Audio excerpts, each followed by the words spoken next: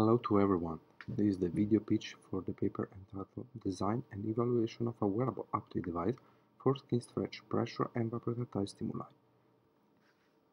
This paper, as well as the video, presents the device we developed. Such device, worn on the forearm, houses 2 servo motors and 4 rotating motors. The design of the device permits to wear it aligned along the direction of the forearm. When the 2 servo motors rotate in opposite directions, the belt around the forearm is tightened, de facto producing a pressure effect on the skin. When the 2 servos rotate in the same direction, the belt applies a shear force to the arm, giving the sensation of a stretch to the skin. The vibrating motors can be independently controlled. They receive as input a voltage. We evaluated our device in 2 simulated scenarios. In the first experiment, we present a shear control of a robotic manipulator. The master side is composed of a human operator, who can see the virtual scene on a monitor placed just in front. The operator is wearing the device, and a lip motion controller is used to track the position of the hand. From the data of the lip motion, we can retrieve the position of the user's hand and its orientation. The slave side consists in a virtual robotic manipulator.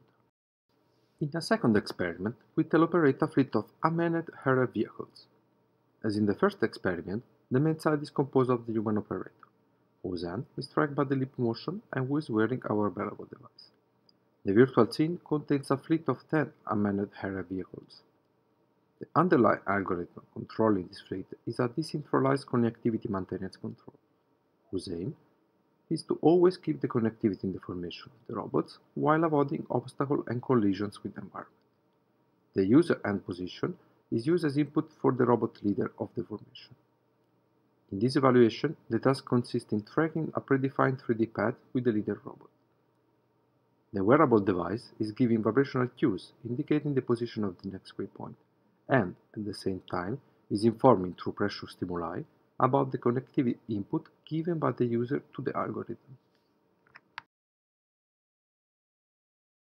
When the second last point is reached, the user is required to increase, by closing the hand, the connectivity eigenvalue up to a target value.